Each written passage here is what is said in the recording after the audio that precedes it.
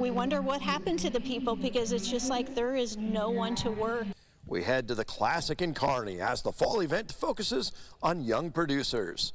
Plus, what does a new casino have to do with agriculture? Later, the Midwest is best, at least in our opinion, but where is it? Surprising findings of a new report on America's heartland. And depreciating soil fertility. We'll dig into it. It's time to grow.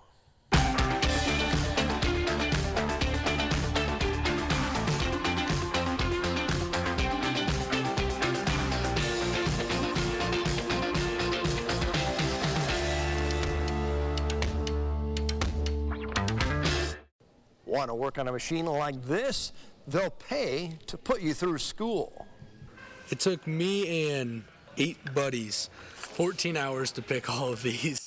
If you need an Instagram-worthy fall display, Drew Knitzer's got the goods. A lot of people are shocked that there's 57 varieties of pumpkins. He started growing them as an FFA project on the family farm, where he puts in 40 hours a week during corn harvest. You can't complain about being outside working with your hands every day.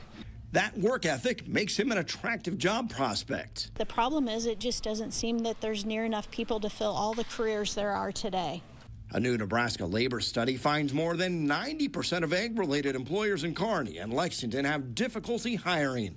Lack of applicants is the most common complaint. We wonder what happened to the people because it's just like there is no one to work. It's not that no one is working. The number of folks in their prime years who are working is as high as it's been in more than a decade, while unemployment has been historically low. We're looking for people all the time. There's just a lack of applicants anymore. To become a John Deere mechanic, Landmark Implement will foot the bill. I think go to school for free, pay 100% of their college, including dorm, cafeteria, tools. They're guaranteed a job post-graduation, have free health insurance. It's pretty amazing. The manager of the Classic, a long-running cattle event, says cow-calf producers also lack manpower as she hosts a career event for youth. Cattlemen value their time, and some turn to technology. Feed mills that now have a lot of robots involved, stacking feed, a job that was simply done by a man before, and we're changing those things. Normally the battery goes right in here. Robots and spraying and drones to service fields. I mean, we even got a drone this year just to service fields. It helps to spot cattle in the pastures. College is next for Drew, followed by plans to return to the farm, a job that will always be in demand. It makes me excited to see what the future brings in. And FFA youth at convention, and one local youth up for national officer team. Bryce Duskett has more. Today, the big National FFA Convention is underway in Indiana. 21 National FFA officer candidates found out that they advanced to the next phase of the selection process earlier this week. Now, that list of 21 includes Nebraska FFA's Libby Wilkins. I was looking up on stage, and those were the national officers that I'd had the opportunity to actually interact with. And at that point, I was thinking, boy, that would be cool. That would be really cool, a really cool thing to do. And then just throughout the year, it morphed, and I realized that I really love doing the things that a state officer does that a national officer would also do. I love facilitating, I love teaching, I love connecting with people. And so, yeah, I would say it was at that national convention that that was when it first clicked. Now, it takes a highly motivated person to become a successful national FFA officer, an opportunity afforded to just 6 members each year. Wilkins says her strengths include being an activator as well as a people person, 2 skills she says she'd bring to the position. I just love connecting with a wide variety of people, whether that's advisors who feel like they need a word of encouragement to get through the day, or if that's state officers who are in a leadership position at their state associations, or if that is a 7th grade ag student, a 7th grade FFA member who's just doing their first competition. I love connecting with people. Harvest nears the finish line, but still a lot of acres to get in the bin.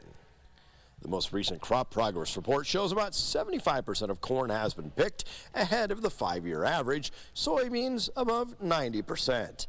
At the risk of sounding like a broken record, both subsoil and topsoil moisture are rating short in much of the state, while pasture and range conditions mostly good to fair. Federal funding could help producers adopt new management practices. NRCS funding is available, but the deadline is coming soon. First is a nutrient management program. Studies have shown this can save 30 pounds of nitrogen without hurting yields, and cost share is up to $42 an acre. There's also a $40 an acre cover crop program if you include 3 or more cover crop species. Third is an irrigation management program with a cost share of up to $1,200 a probe. Contact your local NRCS office for assistance. Equipment certainly depreciates, but soil fertility, we talked with the folks at Terrain, part of Farm Credit Services of America. Yeah, so residual soil fertility depreciation is an IRS recognized depreciation item. Just like depreciation on equipment or a building or... Exactly, just like depreciation of irrigation equipment, machinery, buildings, fences, you can depreciate soil fertility. So there's a couple things to make note of on this depreciation. It's only on new farmland purchases. So if you were already farming this land when you bought it, you're not qualified for the depreciation. But if it's a new property you're taking on, the first thing you do is have your agronomist grid soil sample that field. That establishes the soil fertility of that field. Now that agronomist is going to compare that to the average baseline fertility for that area. And the difference in those two is the amount you can depreciate. So say your soil fertility is 30 parts per million phosphorus and the county average is 15 parts per million. That difference, the 15 parts per million, is figured how much MAP or DAP do we need to put on that field to raise that level to 30, and you can depreciate that amount. Given high fertility costs these days, nobody wants to say there's an upside to high fertilizer prices, but is this one of those things that if you are getting some new land, bringing some new acres that you're going to be owning, is there maybe a possibility to take advantage of that situation then? Yes, this would be that one silver lining to high fertilizer prices, because that depreciation amount is based on your local retailers' fertilizer prices when you take the depreciation. So as we're at these high fertility prices, now's a great time to take advantage of that. The caveat to all of this, it's important to take action quickly, because once you amend the soil, once you add fertilizer, you've eliminated your chance of taking this depreciation. So as soon as you get the purchase contract signed and titles in your name, I would take action. So I don't want to do a full application until I've got this all settled. That's correct. You need to take the grid soil sample and do all this before adding any more fertilizer. From the spectacle of thoroughbred racing to the fun of the state fair, Fauner Park is a one-of-a-kind destination, and now a new casino brings new opportunities. Confetti streams in the air as shovels turn dirt below, but the real action comes in 15 months with a casino and resort unlike anything in central Nebraska. It really is going to be a jewel. Fauner Park could have chosen a Vegas partner, but CEO Chris Katulak says Iowa-based Elite Casinos had the right vision. We interviewed 8 to 9 casinos. We really wanted something that was going to be iconic. Thoroughbred racing has struggled, but this track stands alone. Fauner Park really is the driving essence of racing right here in Nebraska. Shane Grekel serves on the Racing and Gaming Commission with a farmer's point of view. Racing is inherently linked with agriculture. We've got a great thoroughbred program in our state. Hopefully we can see that growing, but horses take hay. They take hay, they take feed. That creates a ripple effect. Through September, casino revenue has brought in $9 million for direct property tax relief in Nebraska. Gaming continues to increase our property tax credit relief fund. There's no question throughout our state that property taxes have been an issue for quite some time. And with rising land values, this issue is only going to continue. The addition of great resorts like this help bring that property tax down through that credit relief fund. While some plan to run only a few races, Fodder Parks' horse racing remains a priority. My goal here is to elevate what we do have and make it better and offer something more that we can for the horses and horsemen. And we are underway with that. We're offering a 20% increase in our purses for 2024. That's on top of the percentage that we offered last year. So it's on. It's happening right here at Fodder Park. We are doing our role in bringing Nebraska back. The race meet in Grand Island is now just over 3 months away. Races for Nebraska-bred horses will see a 20% increase too. In addition, they're adding a new $30,000 stakes race to complement the $75,000 Gus Fauner Stakes. What do residents of Oklahoma and Ohio have in common? Both say they're residents of the Midwest. New research attempts to settle the debate. Stay with us. The Farm Family of the Month is sponsored by the Nebraska Soybean Board, feeding, fueling, and innovating for the future. Well, Ag Smart Money Week is here with a mix of in-person and online events. A lot of great information to help make sure your operation is profitable. And Shannon Sand is joining us. She's part of the CAP team, the Center for Agricultural Profitability at the University of Nebraska. And Shannon, looks like you've got a great lineup here. Yeah, we have a lot of great things. We have some in-person stuff, a lot of online stuff. So there's a good mix for people to choose from. And there's also different times. Again, we're really trying to be able to accommodate as many people as we can because everybody's schedule is just so different. So. You know, but it's that time of year where people are maybe wrapping up harvest, or even if they're still in the field, they can fire up their device and maybe watch online, or they can, that's the beauty of a virtual event. You can watch at any time, I suppose. Yeah, that's really nice. And we're covering a wide variety of topics related to risk management. So we have stuff on people who are trying to do like, your Schedule F tax planning prep. So we have some tax people coming in, and we have some folks who are doing like annual loan renewal stuff, as well as we have grain marketing outlook. We have cow cost production. We've got all sorts of stuff going on. So yeah, it's pretty exciting. A lot of that sounds great for the producer, but maybe I've got some family ground and we're the landlord and we lease that out. Is there some stuff that will be a benefit for that audience too? Yeah, Monday we actually have our land leases and land rates for 2024. Jim Jansen will be doing that. So, and that will be online available. So, and if you can join us live and ask questions, we'll be there. And yeah, if not, you can always catch the recorded version later on. So. Yeah. A lot of different topics, a lot of different presenters. Yes. Some of those are within extension, but it sounds like you're also working with some other partners as well. Yeah. So we have some different people from banks, so as well as Ag West. So we have grain marketing outlook, and then we have Nebraska independent community bankers have been really helpful in finding some speakers as well. So we have Brian Strout from MNB Bank in McCook. There'll be stuff, I'm sure, for crop guys, for cattle guys, and gals. I mean, the whole spectrum. Yeah, we literally are covering a pretty wide variety. This is the first year we've done this program. And so we kind of, again, we really thought about what revolves around, smart money.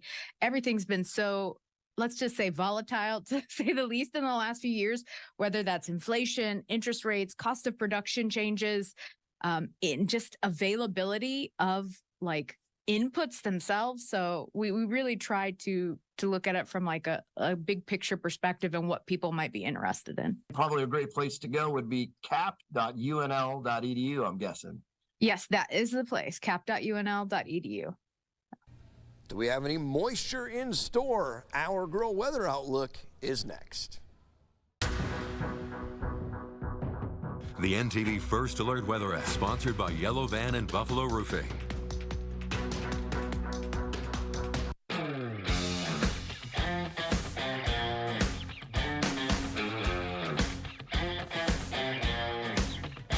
Well, this week's drought monitor was released earlier on Thursday morning. Of course, actually have some very significant improvements here around the area, both Kansas and Nebraska. Seeing some noticeable changes here. Get a closer look now at the state of Kansas, where no drought now stands at roughly 15.5%. Abnormally dry still at about 84.5%. Both of those a slight decrease from last week. Otherwise, the rest of these categories, some big-time improvements that we had. In fact, getting a lot of rain where we needed it the most, which is good to see. Moderate drought now stands at roughly 63.25%, which is roughly a 5% improvement compared to last week. Severe drought, roughly 39.25%, which is an 11% improvement from last week.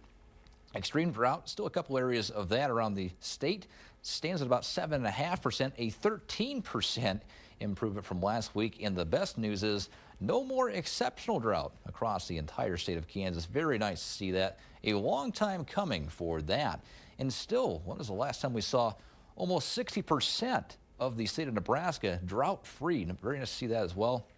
Roughly 40.25% in abnormally dry. Still, the no drought category and abnormally dry categories, roughly a 21% improvement from last week. Very nice to see that. Moderate drought now at about 24.75%, roughly an 8% improvement from last week. Severe drought still stands at roughly 20.25%, roughly a 1.5% improvement from last week. Still extreme drought and exceptional drought roughly the same, 11% for the extreme drought category, and exceptional drought still at 4.65%, still across parts of east central Nebraska, the driest parts of both Nebraska and Kansas as it stands currently. Temperatures for the month of November here, they were just released, at least the latest outlooks have been, indicating really slightly above average temperatures for most of the state of Kansas, most of the state of Nebraska, still the northeastern sliver of Kansas, the eastern sliver of Nebraska, still expecting roughly average temperatures for the next month. And the November precipitation outlook, still roughly average precipitation totals for both all of Kansas and Nebraska. And looking ahead to the next 3 months here, this remains unchanged from last week. Still got parts of eastern Kansas as well as most of Nebraska and slightly above average temperature outlooks for the next 3 months. Otherwise, pretty average. Otherwise, slightly above average precipitation totals for most of Kansas, excluding the western part of the state, and really all of Nebraska in average precipitation outlook for the next 3 months. Your Grow Almanac for the week, roughly a high of 55 we see this time of year, and the normal low dipping below freezing, 31 degrees. The week ahead averaging a little bit warmer temperatures, an average high around 62, and of course a little bit warmer of a low. The week ahead average low around 38. Looking at the Grow week ahead, starting off the week pretty warm in the 60s, might hit some low 70s in some spots too. Staying warm through Wednesday, a slight cool down for us on Thursday with a maybe better chance of rain. Temperatures a little bit warmer for us on Friday. Of course, a lot can change over the next few days or so. Your Grow proverb for the week: if clouds fly to the west at sunrise, expect fine weather. And of course, we had the fall back. It's nice and appropriate that we have a sunrise proverb for the week, and of course, a lot of fine weather this week as well. That is a check of your Grow report for this week. Stay tuned next week, and once again, it'll be time to grow. Nebraska's the Midwest, and yeah, I suppose we can say Iowa is too, but Oklahoma, Ohio, just how far does it extend? We'll have some new research on the subject when Grow returns. NTV is partnering with Magen David Adom to help provide emergency medical aid for all people in Israel. Scan this QR code or go to sinclaircares.com to donate. While some call the Midwest flyover country, we know better. But telling that story to the rest of the world means first defining where the Midwest is. These amber waves of grain fuel small town life, and don't you know, the same states that often grow the most corn are the same ones labeled Midwest, which this historian says has a culture all its own. Small town life, agriculture, a higher degree of community and community participation and helping your neighbors and being a nice person. I know this is a cliche, Midwest nice, but it is true in my experience in the world. In these divisive times, Midwest identity remains strong. If you can get 97% of people to agree on anything in this world, it's a miracle. New research, the largest study of its kind, contacted 11,000 people in 22 states to see just where the Midwest is. And does it still matter? And in an age where people are always on their phones, maybe they're not as rooted in a particular place as they once were, we were curious to see how strongly people identified with a particular place. And the conclusion is that people strongly identify with a place. And as corn production has grown thanks to new technology, the Midwest seems to have expanded. A lot of people are involved in agriculture. The Midwest is much farther west than we thought. The term is imprecise and can overlap with the Great Lakes and Great Plains, which are both considered Midwest. You're out in western Nebraska. People don't say, I'm a plainsman. They say they're a Midwesterner. The editor of the Middle West Review fears the region and its cultural impact has been overlooked, which, how Midwestern is that for so-called flyover country to be ignored? He hopes to spark new interest in the region that's long been the agricultural and manufacturing powerhouse of the nation, but has also impacted the American experiment, a region he argues has planted democracy. The Midwest isn't perfect, but a pretty gosh darn nice place to be. We could all use a little more nice these days. I don't know that we've settled this one just yet. If you want to weigh in, go to our Facebook page, look for NTV's Grow, and leave your comments. Well, that's going to do it for the program this time. We'll see you back here next time as we see how agriculture makes Nebraska grow.